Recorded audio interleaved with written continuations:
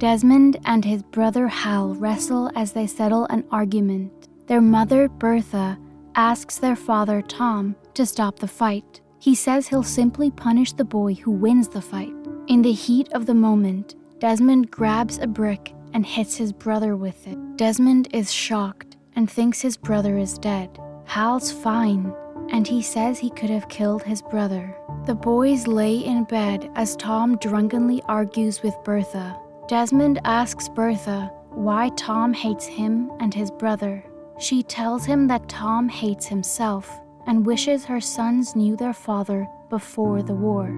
Desmond is grown up and helping at their church when someone gets in an accident. Desmond offers medical help and takes the boy to the hospital. The doctor compliments him on the way he slowed the bleeding and saved the boy's life. He looks around and sees a beautiful nurse. It's love at first sight, and he offers to donate blood to spend more time with her. The nurse's name is Dorothy, and they get along well. Desmond is sweet as he flirts with her. They go on dates and enjoy falling in love.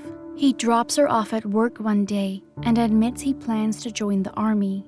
He'll sign up as a medic. She's upset, and in the middle of their argument, asks if he'll propose or not. He does, and she says yes. They kiss and plan to marry when he has his first leave. Tom visits the graves of men he served with in World War I.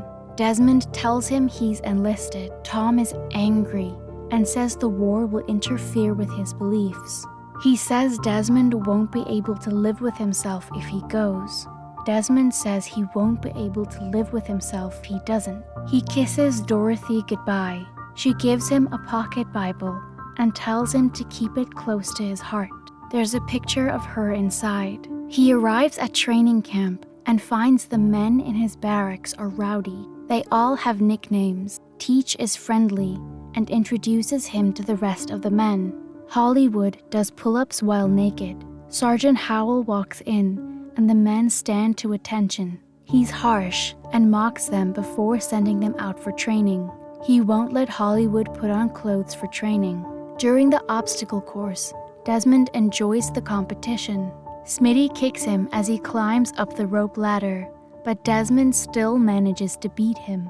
They're instructed to take a rifle, but Desmond refuses because he was told he doesn't have to carry a weapon. He doesn't want to touch a gun. Howell takes him to Captain Glover. Desmond says he volunteered, but was told he didn't have to carry a rifle. Glover teases him by asking if there's anything else he would like from the army.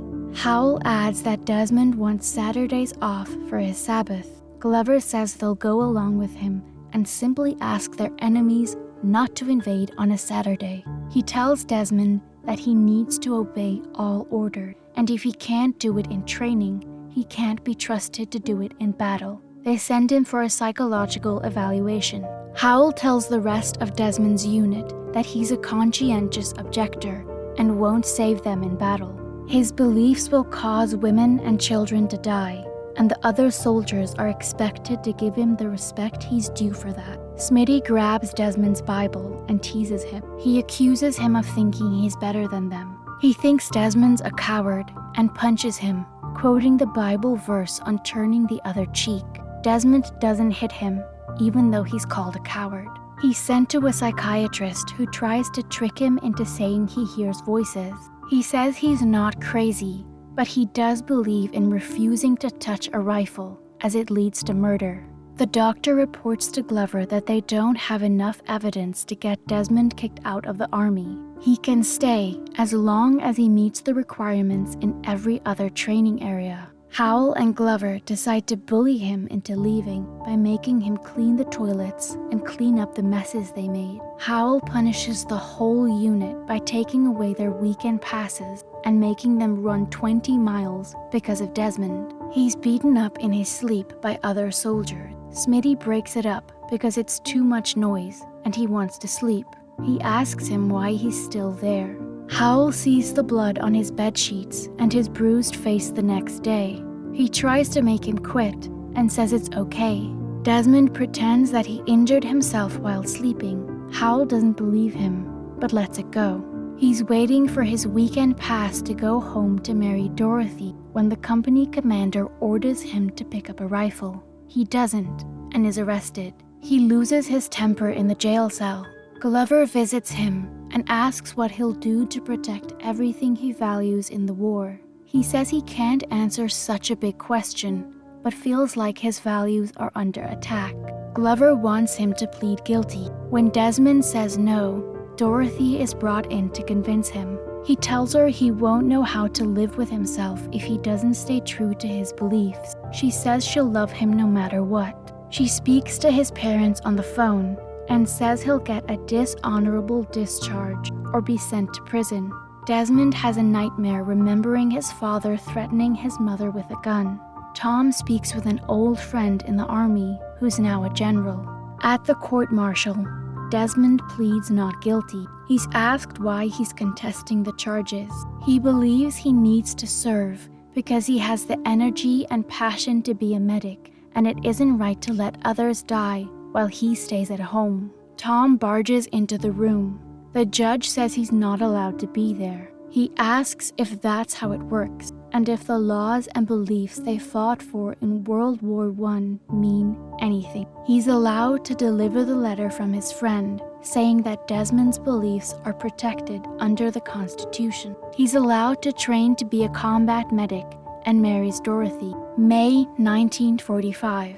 Desmond marches with his unit when they stop to allow trucks to pass them. The trucks are filled with injured, scared, and dead soldiers. They're told this is the unit they'll be replacing. A medic, Manville, from another unit joins them and tells Desmond to get rid of his Red Cross markings because their enemies target medics and wounded men. Manville tells Glover that the information about the enemy positions on the ridge is correct, but it's different once you get up there. His unit climbed up 6 times and was thrown down each time. The soldiers begin climbing up the rope ladder and are attacked when they reach the top. Someone shoots Smitty and Desmond saves him. He goes around helping wounded men. Manville tells him to leave one of the men to die. The soldier begs him for help and he promises not to leave him. He carries the soldier to safety and convinces them to tend to the wounded man instead of leaving him for dead. Desmond helps more men as Smitty gives him cover. They slowly gain ground and push their enemies back. He helps one of the men from his unit and even gets him to laugh despite the pain. Glover has the men dig trenches for the night. He wants to continue helping injured men, and Smitty volunteers to go with him. Much later, they dig in for the night. Desmond looks at a picture of Dorothy, and Smitty teases him by saying Desmond's out of her league and she'd be happier with a man like him. Desmond says she would be happier until she got to know Smitty. The two of them continue joking and laughing. He has a nightmare about being attacked. Smitty says he could simply grab a rifle and it won't bite. He disagrees and says look around at the damage rifles can do. Smitty quickly learned to judge people when he became an orphan, but got Desmond wrong. He reveals that his father used to beat them, and he could handle it until his mother was in danger. Years ago, he took the gun his father was waving around when drunk and almost killed him. He made a vow never to touch a gun again. The enemies attack early the following day. Howell instructs the men to retreat, and Glover calls in an artillery strike. Howell is shot, and Hollywood is injured while trying to help him. The men are desperately trying to fall back when Smitty is shot. He says he's scared. Desmond gives him morphine and carries him to safety, but Smitty dies before he can receive medical assistance. Everyone is instructed to get off the ridge. Only 32 men make it down. Glover orders 2 men to stay there and keep watch. Desmond is still on the ridge and runs into the artillery strike to help wounded men. Glover calls off the artillery strike. The 2 soldiers left behind are confused about the constant stream of soldiers being lowered. The smoke clears up, and Desmond sees enemies coming closer. A soldier asks for help, so he buries the man further and pulls a dead man on top of him.